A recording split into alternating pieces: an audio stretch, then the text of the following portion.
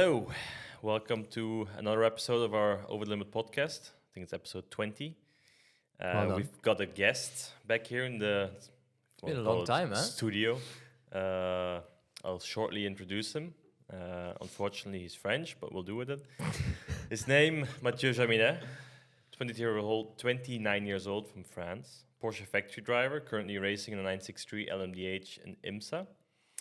Has a total of 52 wins, like you guys just talked about for half an hour. French Carrera Cup champion, ADAC GT Masters champion, IMSA GTD champion, winner of the 24 Hours by Daytona by luck. Loves to wake up early in the morning. Loves Nutella. Never has a jet lag, and often has the privilege to share the car with me. That's right. You made a right mistake. Yeah. You wrote care. Oh, yeah. Okay, never mind. Thank you for having me, gentlemen. Yes. Thanks for coming. Thanks for coming by. You actually, it's been a long time since somebody sat in that chair. Yeah, there's not many people left anymore that live close Yeah, to because us. they all do it on the online, on the video stuff, so... How long was the drive? 2 hours. Yeah? From Luxembourg. Yeah, it's not so bad. That's why I came. I said, okay, I want to discover this thing, this podcast. So I don't know much about it, so... You just need to answer. You just need to say what you think. Yeah, I can do that. Just need to be closer to the mic. That's fine for you. Yes, very good, thank you. All right, let's start. So like always with our guests, we'll go through your career a little bit, and then we'll come to a bit more funny stuff. I asked a lot of people, a lot of stories about you, so we'll keep that at the end. And he's getting nervous. No, it's fine. So, Mathieu, how did your career start? Did you grow up watching racing from your father or parents or? Yeah, actually, nobody really from my family is into racing or really follows motorsport. Obviously, my dad was watching F1 back then. He was on TV every Sunday, so I just started watching with him, and then I would just really got into it by myself, just watching everything that had wheels, pretty much. I was watching a lot of motocross when I was younger, MotoGP, endurance racing, because 24 Hours of Le Mans was also on TV. So yeah, I just got interested into that, and just realized also I like speed. So this is when then I started to push my parents to try to go and drive something, race something. And actually, I really started to like more bikes than karting and cars at the very beginning. Yeah, I didn't know. Yeah, I was really into the motocross thing. Should have been 74 Lawrence and no? Why? Bikes? Ah, you mean like motorbikes? Yeah, motorbikes. Ah, I thought cycling. No, it's not not cycling. I mean, I like to watch Tour de France, but just watch it. No, I don't have any talent on two wheels somehow. No, me neither.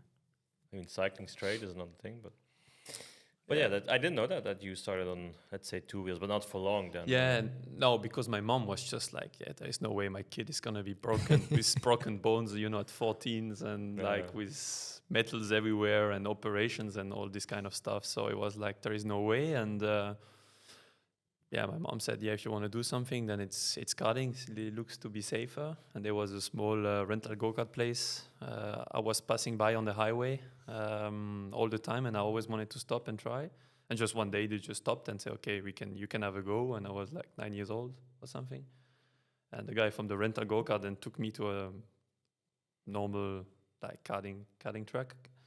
And this is where it all started. I was 10 and a half, and then did some karting for 4 years, yeah. Until You also did some karting in Belgium, no? Yeah, I raced some races in the Belgium Championship, yeah. What year was that? 2008, I would think. I did some races. Okay, yeah, it was not. 2007 I did one race, and then 2008 with Picarello I was racing. Yeah? He was 1 year older, with Alessio. But wasn't Rotex you did? No, you did like KF. KF, yeah. I did Minim Cadet in France, the French Championship, and then if you wanted to go European, you had to do, KF3 was back then. So I did 2 years KF3. And then I did my first single-seater test. I was 14 and a half. Which team you race with? In karting? With Ekmans, actually. My okay. second year I drove with Wim. Oh, really? This is how I always got You in drove touch. there And for 1 year. Yeah. I'm always in touch still now with Yeah? them. And yeah, I had Okay. really good time with I them. used to know them recently, but I Yeah. haven't heard since a long time. Well, when I see them, I always have a chat, but yeah, don't Mm. have so much contact. Yeah. But I mean, it's good when they have a nice shop to Mm. buy some stuff.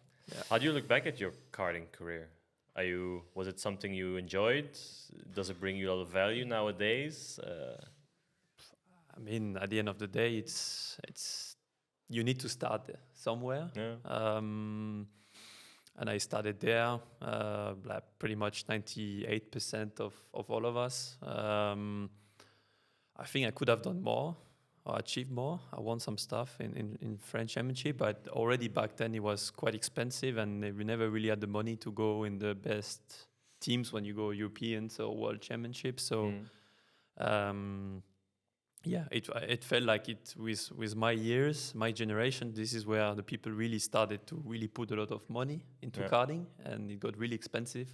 With guys like De Vries or Sainz, Kvyat, these were all my generation, and started really to do a lot, not go to school much, and drive a lot, and then you're always a little bit on the back foot. So I feel like could have achieved more, and maybe it helps you to get a deal. You can see now manufacturers and teams already take some kids out of karting. So, but yeah, if you don't have the budget behind, at the end of the day, cannot do much more. So, do you agree that if you pursue like a Formula One dream, yes, it's important to become world champion in karting and what's on, but if you do what we do, it's less relevant. It's more of a learning school, or I think it's more of a learning school. Yeah, if I believe now you think, okay, I want to bring my kid to F1 and I want him to be the new Max Verstappen, Lewis Hamilton, Lando Norris.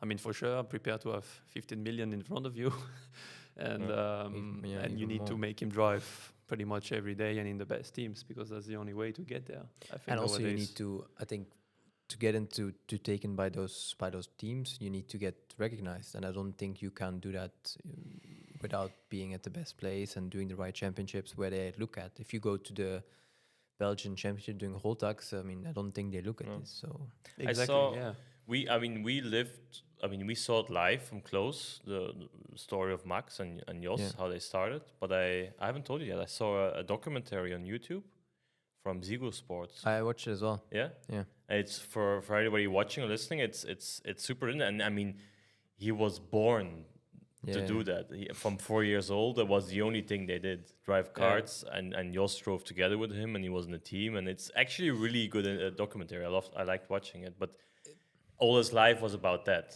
I don't think he went a lot to school. I mean, no offense, but no, but at the end he doesn't need it, and I don't think. I mean, I have my view on school in general, but also if you look at this documentary, the way Jos could teach Max how to do everything. I mean, it's hats off. I mean, I don't think without that it would have been. It's like all in, and that's the way. He also for sure is able to do it, but I think it's so important to bring at such a young age such a level of not experience, but knowing what to do in which circumstances. I think this helps you so much throughout your career, which I think they did perfectly. But it's a bit like the same for you. You are there now where you are because everything you learned from me. Exactly. And I was watching it in a book, and No, I'm kidding. no, but yeah.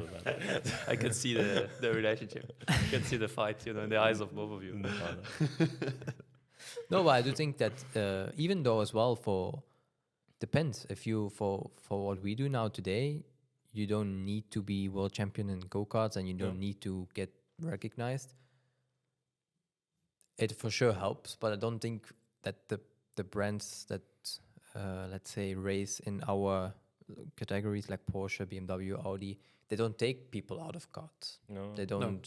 It's just, and those are more private teams in Formula One that take people out, kids out. Sorry, instead than big brands. I mean, they're probably quite close. I don't think they have to look too much at the money, but yeah.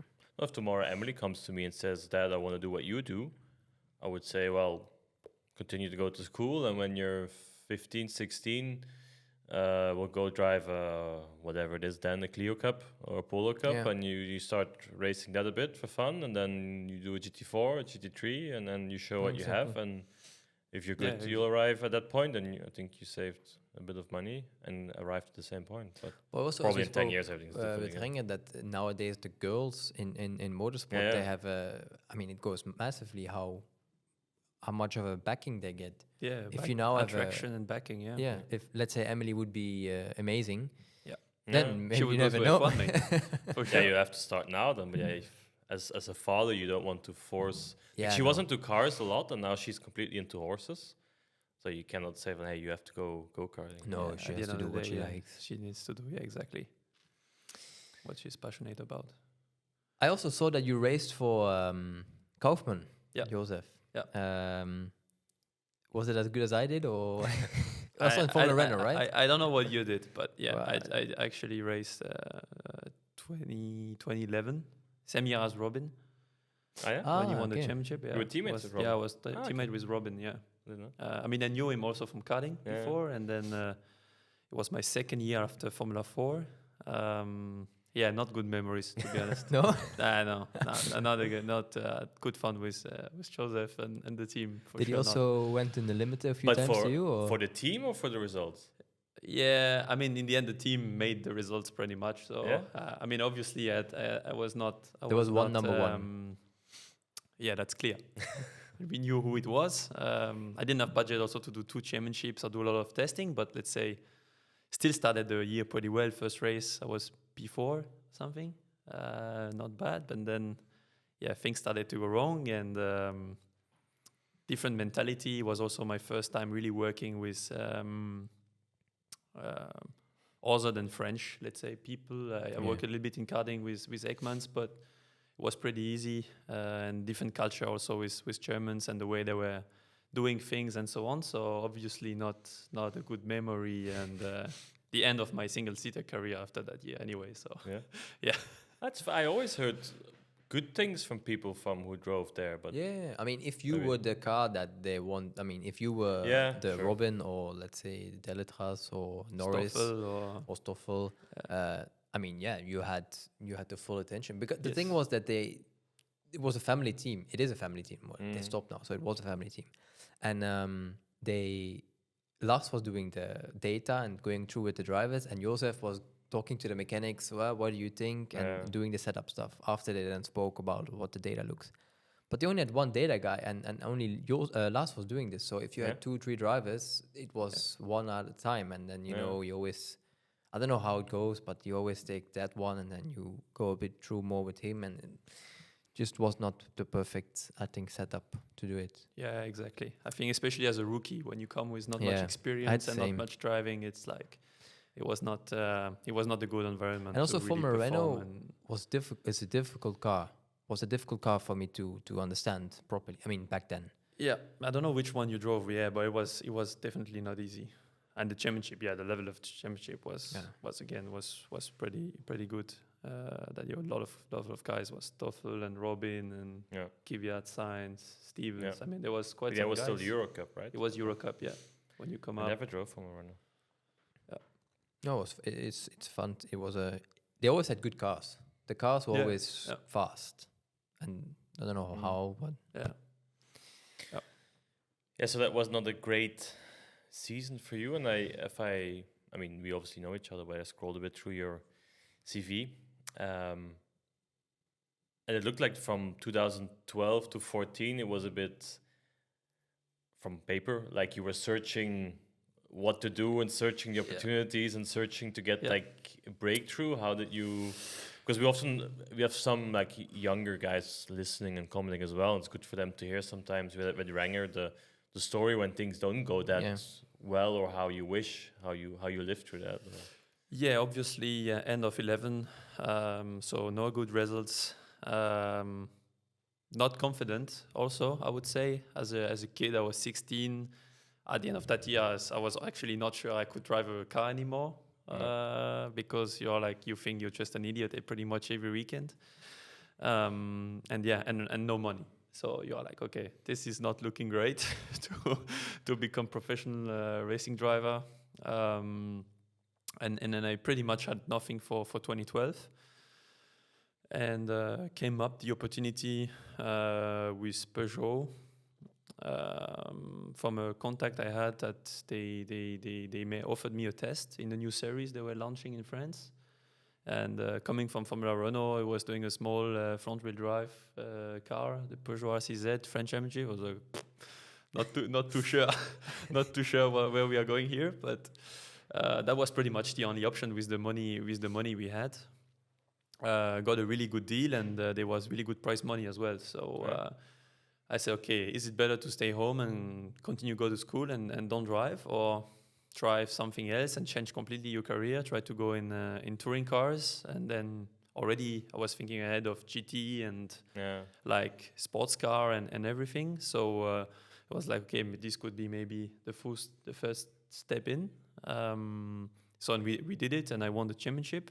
So I got good support I got a deal from Peugeot as a works driver for 1 year. Okay. From 13, and they paid the GT season the year after. Yeah. This was in the contract with Saint-Elog back then in the Audi R8 13. Yeah. This was French GT, right? Yeah, French GT exactly. Which I did, but the problem is at the end of 13 I kind of ended up in the same situation where didn't have any budget and no really support. So pretty much stopped at the end of 13 at the end of the last race. 14 did nothing, stayed home, and I think that's one of the worst feeling you can have. Yeah, didn't really drive or race anything. Didn't do a single lap for one and a half year.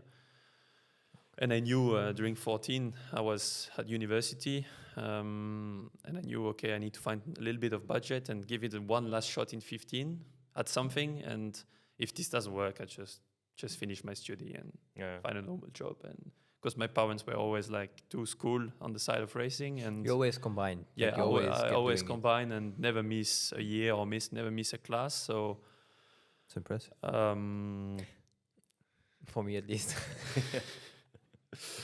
So I did, and at the end, beginning of 15, still not much going on, and I had some contacts from a girl at Porsche France, and she told me, okay, there is a small team which is looking for some drivers.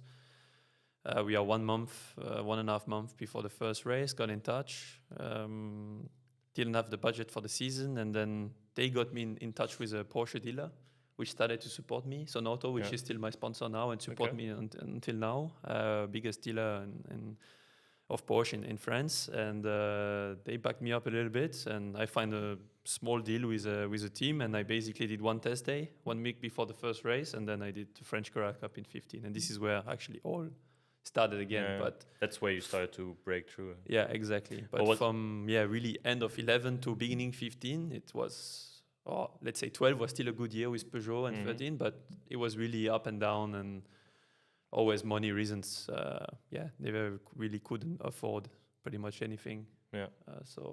And was that a conscious decision to Carrera Cup at Porsche to become a factory driver later, or was that pretty much just because you had the opportunity and there was not much else on the table? No, it was clear from the start. Actually, it was the goal from the start, because when I won in 12 with Peugeot, instead of receiving budget and support to do GT, I asked them already back then, can I go Carrera Cup?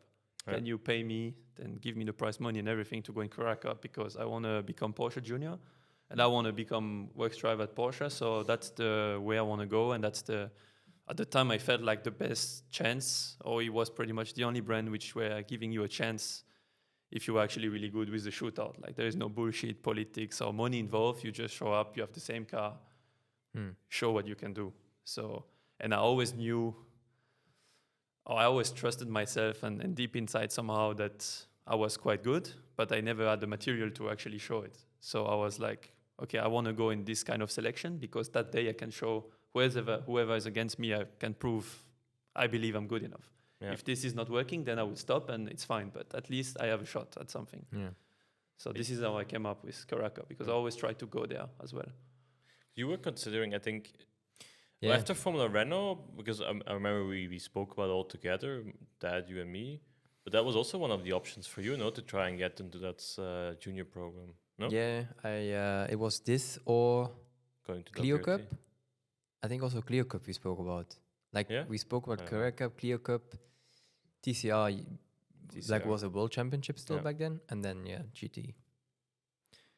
Yeah, at the end. But I think Carrera Cup is a very good. I mean, a lot of good drivers came out of this champion. I mean, out of this series. So I think I'm only one of the few who did not in come Porsche through who didn't this. come through it. Yeah, Me and Jimmy, I think. Jimmy. Yeah, now okay, yeah, Felipe and Dane. Dane. But yeah, most of them. Yeah, Yeah. yeah, Which, I I remember mean- you because I'm obviously, even though we probably spent the same amount of time at Porsche, I was a couple of years older, so I think I was already a factory driver when you came as a junior. Yeah. And I remember always at fitness camp, it's always for the older, even though I'm not that much older, but yeah, the guys who are there and then the juniors come in, it's always it's very strange because yeah, when a young guy comes in, he first has, it's like with everything in life, has to kind of prove himself, not saying that was the case, but against the people who are there, by showing the respect and earning the respect. yeah. And I remember very well that you and Matt were very good at that because you guys were quiet and although you both sucked at sports. Yeah, but again, we were not trying to show off we are better at sport. okay. You know, I was like, I still have, I need margin, to Yeah. get better and get to the works driver status. Okay. So I was like, okay, let's show up. Still waiting. But yeah, I remember that. And you were received very well. I'm not talking about myself, but very well in the group of drivers and not as some others who came in with big mouth and a show and then actually have a tough time. So I don't remember, I think it was with Earl and Kevin. We've always said from Mathieu and Matt, one point they're gonna join us in the big races like RSR back then it was in Le Mans and so on. And At the end, you did, huh? pretty much You what did. happened. Luckily, we did, yeah. Yeah, I think how- 19. Yeah. How was it to share the car with Laurent and Earl? And we were driving IMSA, I think, yeah? Yeah. Was it 19? Yeah. And first race was 18, actually. 18 Petit. Oh yeah, true. Petit 18. So this was my second year GT.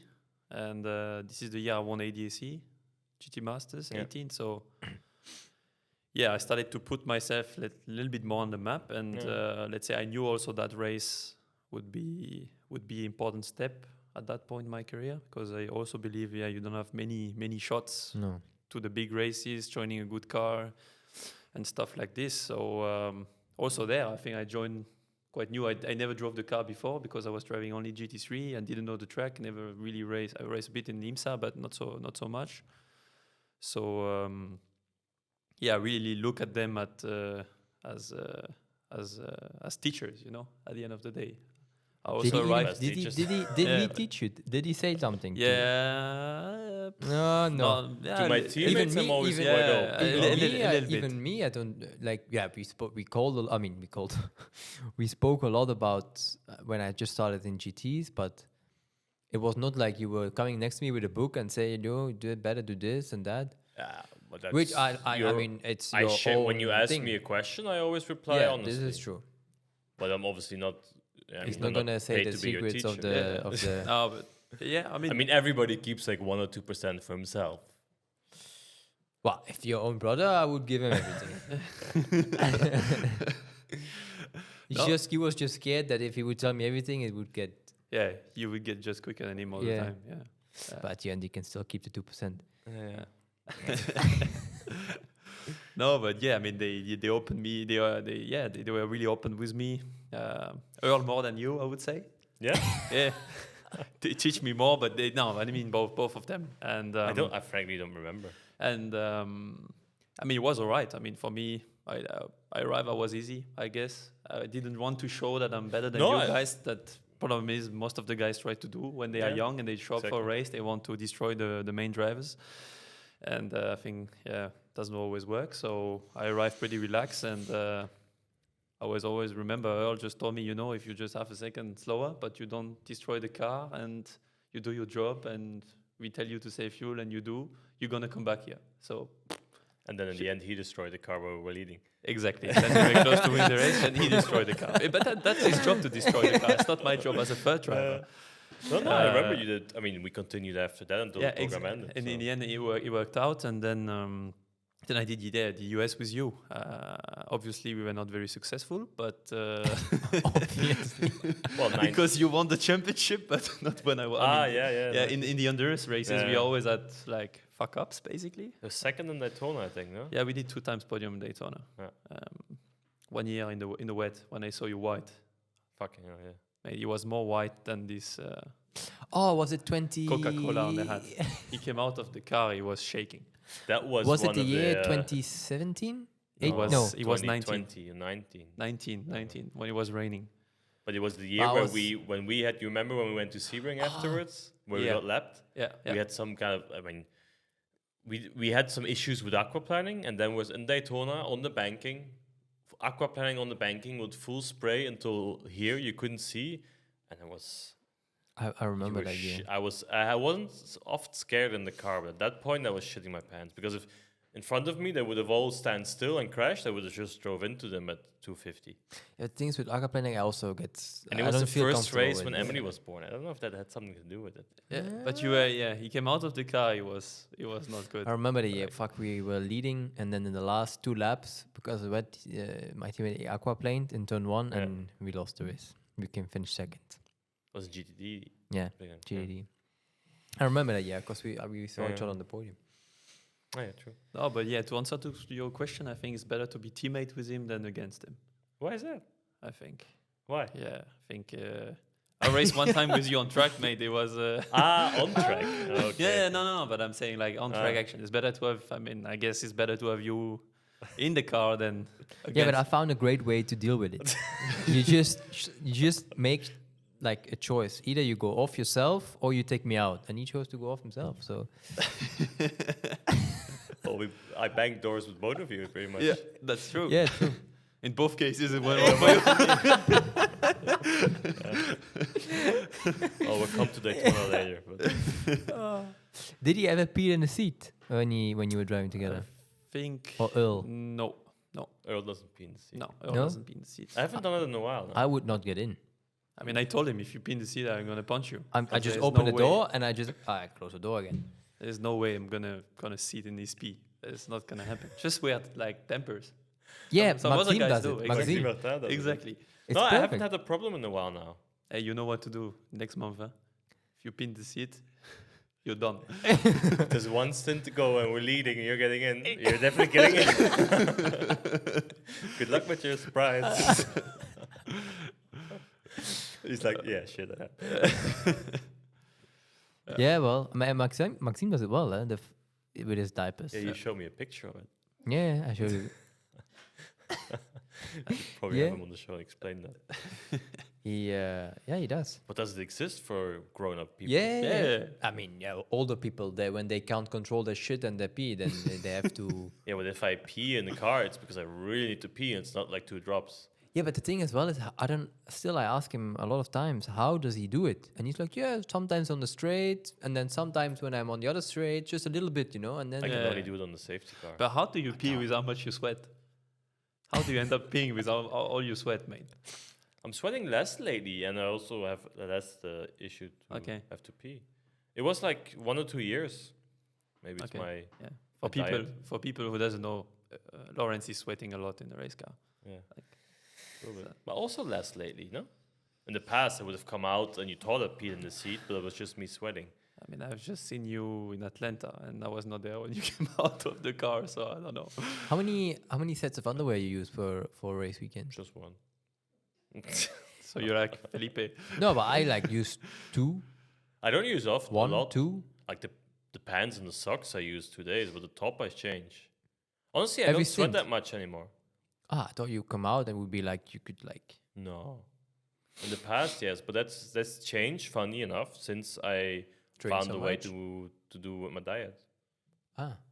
I think I don't know if it's correlated. So now you have brown stripes in your underwear every time or what? But then I checked that. Or So let's speak about Daytona. Tell me what you want to know. Let's ask the stories first. How did you experience it and how he experienced it?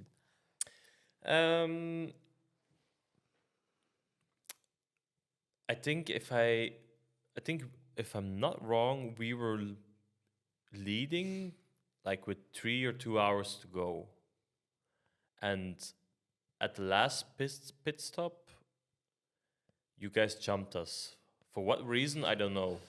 With 2 hours to go, we jumped you. Yeah, and then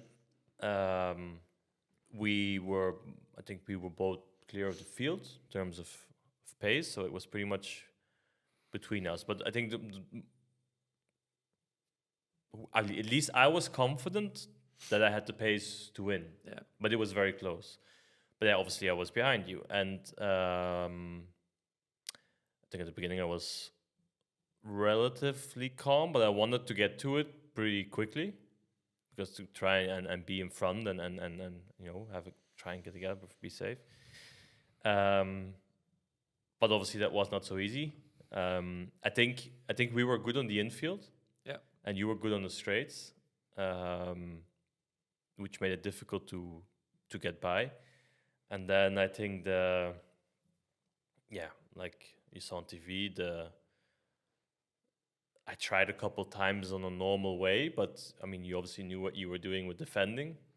So at one point, it was like, okay, I need to start to be a bit more aggressive. Then he forgot rule number 1 at Porsche. This is the point where he said, okay, the rules, we put it back. We discussed this after the race. Yeah, I did like 1 or 2 slowly, like feeling how it was. Nothing was coming back. So like, and then it always increased more and more until, every lap. I mean, you were defending, you know how to do it, you know how to defend. And I was trying to find a way. And then that went for 1 hour. Yeah, 1 hour, 1:20, yeah. I think. Yeah. Until eventually I don't know if you can say that. I don't know if you made a mistake or not, but I got him on the exit of 1. And I was clear. That was with 2 laps to go, I think. Yeah, I had no radio at that point, so I didn't know how many laps was left. 2 laps to go. And then I had a little jump, and I was like, fuck, this is good. Stay where you are. And I didn't do the best stop, the best I've done. It was average. And then you were back at me at the straight, and then it was 1 lap to go, and you obviously returned me all the favors in turn 3. And then what happened after turn 3 for me, I went through my head like a million times. You keep going. Yeah, like, I know what you mean. There's 1,000 different scenarios. What you could have done and blah, blah, blah. In the end, I tried to cut back or be smart in 6, but you figure out what I was going to try to do. Should have just hit you again there, and then it would be on the inside and it would have been clear. And then going into the bus stop, to be honest, I know there was a 5% chance of that working out, but fucking hell, what do you want to do? I'd rather had this than stay behind and finish second. Yeah, or you had you waited a bit and then go for the second run. No, but it didn't work. We at least we didn't have, even in a good tow, it wasn't possible for me to overtake on the straight. I think you guys were probably trimmed down a little bit more than us, and we were good on the infield. Also, looking back at the video, I think I had pretty good exits also of the bus stop.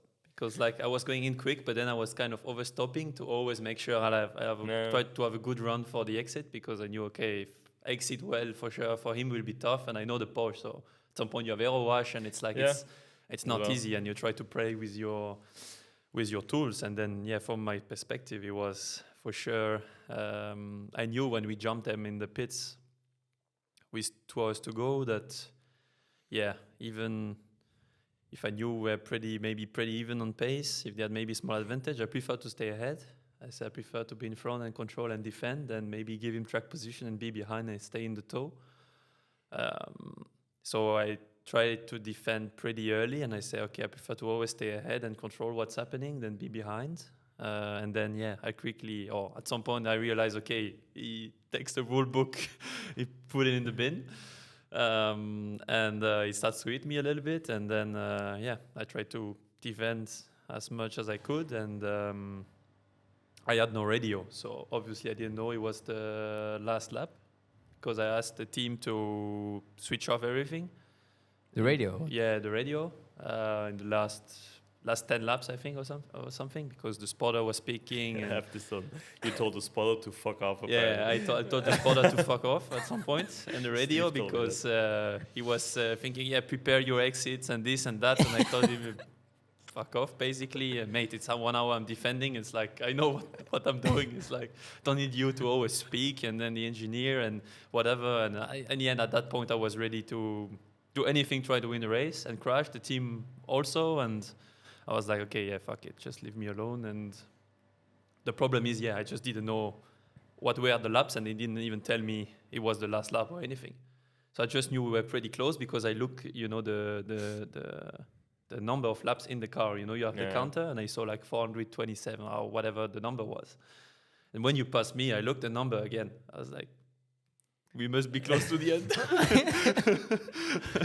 So I was like, okay, for sure. Mentally, it was not easy, honestly. If I look back, it's like the feeling you had when I passed you in turn 3. I had this feeling when you passed me. I was like, fuck. I don't know how close we are, but maybe now it's done. So for this 1 second, on this straight, out of turn 3 going to turn 5, I was like, fuck, cannot lose now. I get goosebumps thinking about it, but I also have no problem to admit that after the finish line, I cried like a baby for half an hour. Because it was so much intense. tension. Yeah, so much tension. For 1.5 hours, it was not just 5 laps. Yeah, and people didn't see everything on TV, but it was really, really, really intense. And I was screaming on the straight sometimes in your slips. You're like, fuck, come on. Like, just 1K more. And in the end, we gave one of the best fights. It was the best racing of Daytona, I've seen. Of GT racing. GT racing in the last 5 years. Towards the end, so... I think we did a pretty good job there, and for this you need to be 2 drivers, and which give rooms and respect, which was fully on edge for sure. And in the end, it worked out for me. And when he passed me, I just tried to do best I could, and came back, and then I put him under pressure, and I saw a small gap in turn 3, kind of a gap. Wow, you made it. Yeah, I mean, US time, so it's like, that's okay. I saw kind of a gap, and I said, fuck, he hit me for 1.5 hours, so if I have to eat him once, I will eat him proper. So I have no problem with that. So, and then I realized it was the last lap when I crossed the line. So, I passed him there, then we arrived to the bus stop. Okay, I knew this is gonna go wrong. I pretty much knew, but I was ready to go off and crash with you, pretty much. Then. And I knew you were thinking the same, because I knew also racing together in Daytona and knowing you for years how much you wanted to win this race. And I also wanted to win badly this race and get the watch. And so I think we were both ready to do anything for it. So coming into that chicane, I just didn't know it was the last lap at that point. I just know it was pretty close. Maybe it was 1 or 2 more, or it was the one. So I was like, yeah, fuck, he's not passing me on the outside. There's no way. If he does this, then I stop racing. So I was like, no, this is not gonna happen. And it was funny afterwards, or funny, we say funny, because there is the rule book, the code line or whatever it's called, that Porsche drivers not allowed to touch each other, and codex. But obviously this was different because it was customer racing, and you had 2 teams paying a pretty big bill, and they both said, we don't care, we just want to win the race, it's all or nothing. And that kind of took an extreme. But anyway, after the race, I remember Sebastian Goltz, and was it Thomas Laudenbach already at that point? Yes, but he wasn't on site. Yeah. Or all the bosses, they pretty much wanted to give us a lot of shit. Yeah. But they couldn't. Because everybody was celebrating it so much, and it was so much on TV, and it was so great. They were like, you're not allowed to do this, but anyway, it was cool. But just something but if it would have gone wrong, the last chicane, if Ferrari would have won, we would have been exactly. Now we laugh about it, because at the end of the day, a Porsche won, so the brand is happy, and and they got good coverage afterwards. It's I think they said the coverage or the views of this last lap and the fights was more than Le Mans for them, for the race. So with all the views and activities around it, so it was actually a good marketing tool, because it went everywhere. But now because we won. One of us won the race. If we Yeah. were giving the race to, I think Ferrari was P3, it would have been a different story. Then we would have been in trouble, I think. Yeah.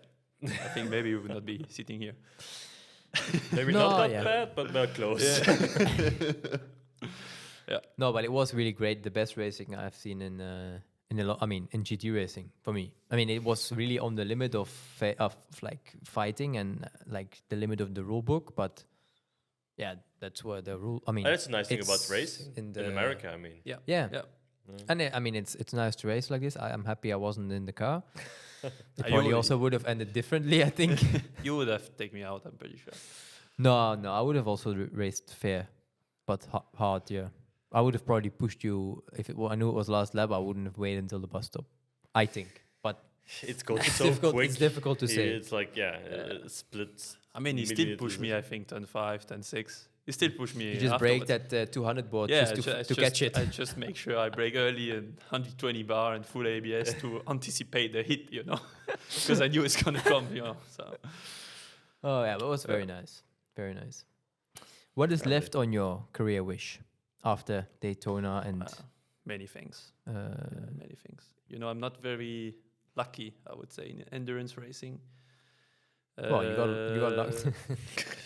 It's like, I'm struggling to finish a race usually, which is 6 hours or more.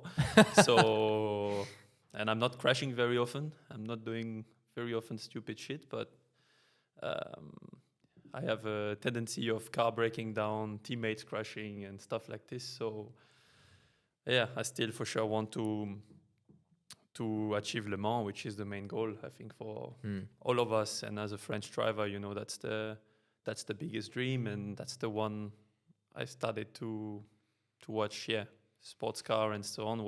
I knew only Le Mans when I was younger, so obviously that's the one.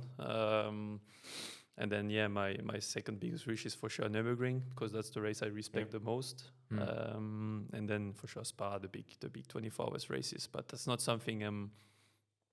If it happens, it happens. If it doesn't happen, it changes nothing to my life at the end of the day. It's like Nürburgring and Le Mans is really a target with Daytona. That's the 3 main where I say, okay, I would like to achieve this overall. Because Daytona was a class win. So I really would like to win all these 3, have a shot and try to win them overall. I think you should start with Daytona overall and then Le Mans in a couple of years. Yeah.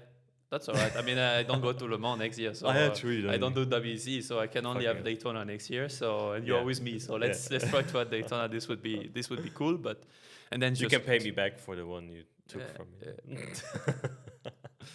But yeah, then championships. It's like just win races and win championships, and at the end of the day, try to have fun. You need to enjoy what you do. As long as you enjoy, I will not, think around and look at my career in 10 years or 20 years. Oh, I should have done this or win that, whatever. As long as I have fun and I can do what I love. At the end of the day, my dream was to be professional racing driver. I never really dreamed of, I'm going to go F1 and this and that. I knew from the start it's going to be almost impossible and stuff like this. So as long as I live from what I love doing and I enjoy the racing I do, that's fine. So most in the end, important I don't need to have a... It's nice if you're in a room like this with a lot of trophies, but it's not something that I really try to chase or I care. In the end, at the end of the day, I don't really care. I don't even keep trophies. I just know if I win, I win. Like I watch, I'm a watch guy, so try to win watches. That brings me a lot more. The rest, I don't really care. As long as I drive, I have fun, win races. That's the most important. As long as you still enjoy doing all of it, then if you don't enjoy anymore, that's also for me, I think, a moment where I then have to start to think, if I come to a racetrack and I don't enjoy anymore doing it, then I should ask myself. That's for me, at least. It's all a mindset, how you put it in your mind yourself. Yeah, but It's a question how you view it, but it's a fair wish list. Let's say like that. One thing I think, according to Lawrence, I think what I wanted to say is, Dries and yourself, I think, have a more similar approach to racing, working, compared to, for example, René Rast or myself, if you want to categorize it? It's always interesting to debate that, I think. How do you have it from your point of view? Maybe more in between you two. I never work with you, but I feel like maybe it's the extreme. But yeah, I know you are a very hard worker. You spend a lot of time on looking at every details and data and stuff like this. And I feel like I have been there in the past, in my younger years, when I started Formula 4 single-seater. And I just realized as well that that's not the way I enjoy racing. Mm-hmm. And then you start to question everything you do. And for me, bringing questions into the equation of performance driving and whatever, I believe doesn't bring me really performance. As long as I do, let's say, the minimum, for sure, I'd look at data, I look at some things, but I'm always confident on what I'm doing, let's say, and I always trust what I'm doing. And only if I can see I really do wrong, when I'm really off, I really start to get into it. But otherwise, if I just start looking at data for hours, I just start overthinking in the car, and then I just don't drive natural with my feeling. Yeah. And I know if I don't drive natural with my feeling, I will go slow. So at the end of the day, it's like a work balance thing you need to find out. And I think also with age and experience, you kind of find your way to go. And we are in a sport. I feel like motorsport is for everybody different. You know, it's not that you need to train 16 hours a day like a swimmer or stuff like this. Otherwise, you won't perform at the racetrack. So I'm always, let's say, on the relaxed side. I always want to do the best. And I feel like I still put pressure or want things around me to work. In the end, my teammate and the team and the car and everything. Because in the end, that's the pressure. Even if I'm always relaxed, I put always a lot of pressure on myself and my shoulders, because I always want to perform and want to do good, and I just don't want to do mistakes and do fuck-ups. So if I don't want to do fuck-ups, I don't want the people around me to do fuck-ups. That's why it's sometimes pissing me off when my teammates crash and stuff like this, because it's like, it's just so many times not necessary and like stupid, and it's just pissing me off now over the years, because I never finished Nürburgring 24, I barely finish Spa, and every year there is something because one guy does something stupid. So it's like, fuck it. At some point it's annoying. So even if maybe I look pretty relaxed, I'm relaxed, but no, but we spoke about it yesterday. Everybody actually has his own way, and I mean, we joke about it. It's not that Dries is lazy and not doing anything and drinking beer. He just has a more relaxed. Look, for once I'm trying to help him, and then you're like, no. No, but everybody has his own approach, and you have your way to be focused. You have your way to be focused, and I have my way to be focused and feel confident. But to be honest, what Mathieu said, I feel and I hear a lot of things that I do myself. Like I'm for sure also very relaxed. I'm not watching data 24/7. I watch stuff when I really feel like I'm on the back foot, and then I know I have to work.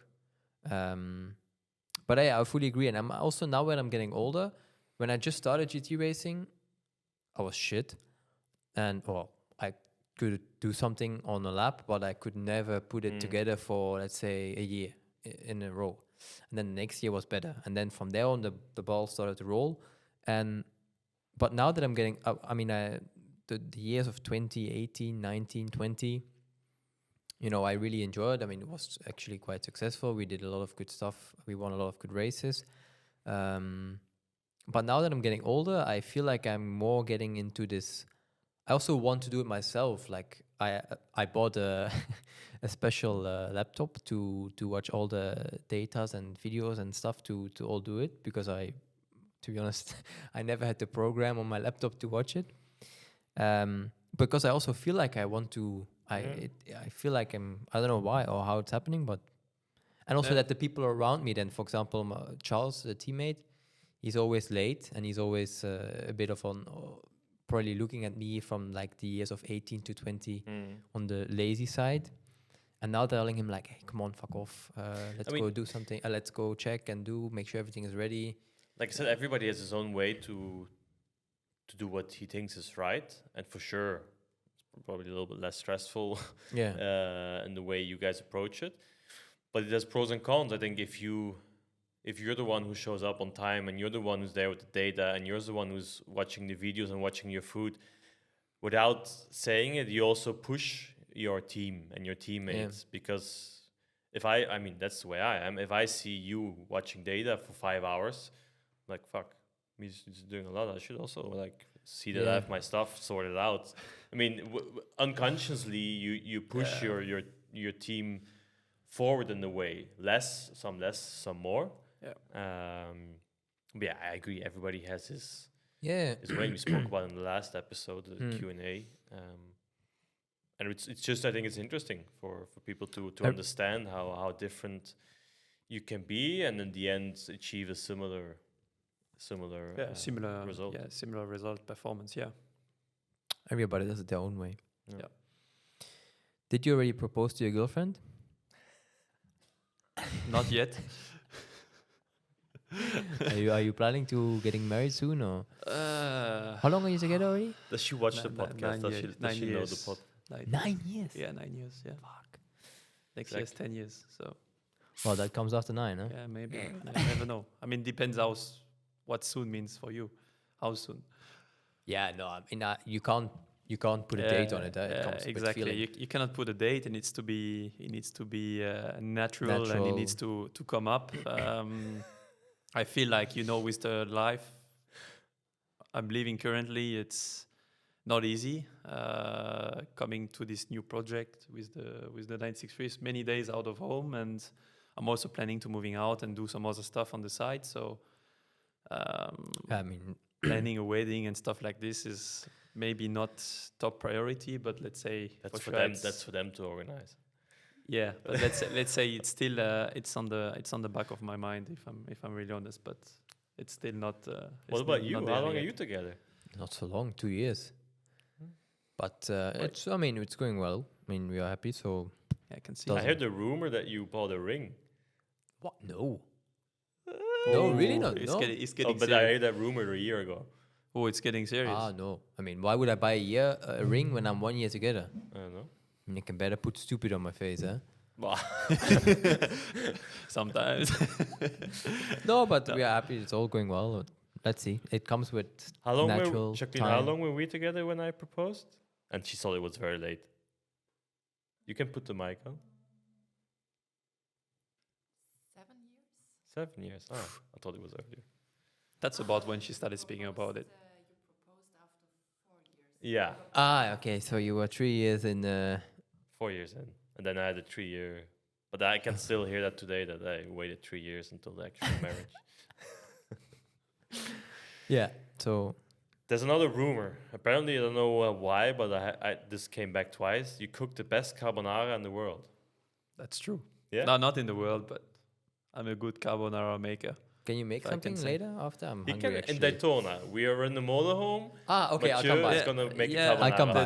The problem is in US to find the right ingredients. Well, for carbonara, you don't need a lot. Yeah, but you need the good pecorino and you good the good guanciale and you need good pasta. You give and me you need eggs. the ingredients, and I Yeah, will yeah. go and find them. Yeah, I know you can do that. Or fine. I'll I even know take on this them- on this we align. We like good food, so I can make good Okay. carbonara. Like, I don't know how he survives with Nick Tandy the whole year. Yeah, that's the problem.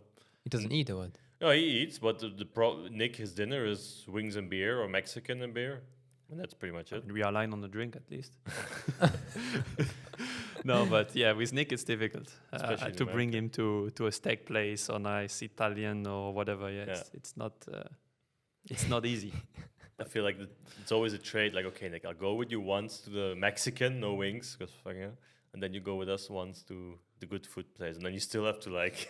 Yeah, and that's actually what we do. It's always trading. It's like Yeah. one day is Mexican, and then the second day we try to mix, and then the third day, okay, we do okay food, nice food.